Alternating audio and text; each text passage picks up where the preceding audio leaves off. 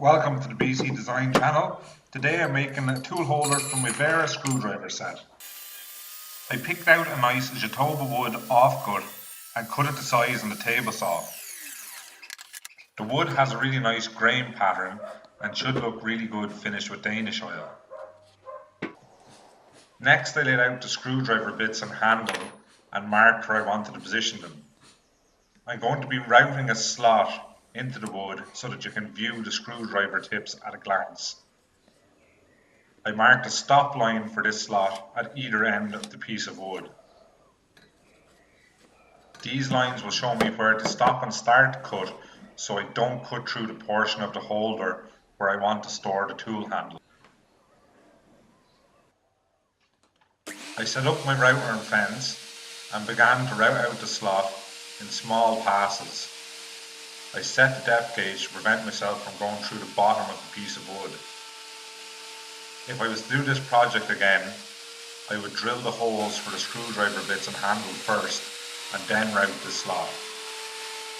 As when I'm drilling the holes later, I find it creates a lot of tear out inside the viewing slot. I used the marking gauge to scribe a line along the centre of the top of the tool holder.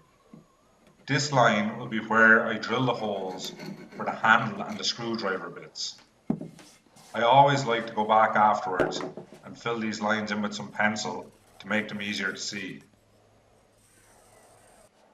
I used a 30mm fastener bit to drill the main hole for the handle. I then used a 15mm bit to drill a hole that will accept the mechanism on the bottom of the handle where the screwdriver bits connect. I set up a compass and used it to mark 16 points equally spaced along the centre line I described earlier. These points are where I'm going to drill the holes for the screwdriver bits. I started drilling the holes and quickly had to do the obligatory mid-first hole battery change. I also found out very quickly that these cheap drill bits I bought in Aldi are practically useless and would be much better suited to being in Bear Grylls' survival kit for starting friction fires than in anybody's workshop. Luckily, the state-of-the-art sprinkler system in my shed didn't get triggered. I found some non-fire starting drill bits and finished off the rest of the holes. I used the new Veritas Pinewood and Screw bench top clamping system to hold the workpiece in place as I cleaned up the surfaces before oiling. I'd highly recommend you check this clamping system out, it's very versatile. I went to my local woodworking shop to buy a tin of Danish Oil, and for some reason I felt this one was superior to all the others. So I bought it and brought it home. I applied a liberal amount to the surface of the tool holder and rubbed it in with a cloth.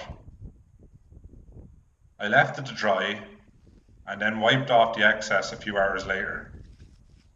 And that's basically the project finished. It was a really fun and easy project just to get me back into the groove of making stuff again after a few weeks of not getting any workshop time. Cue some gratuitous beauty shots of the finished product. If you haven't subscribed already, please do. Thanks very much for watching.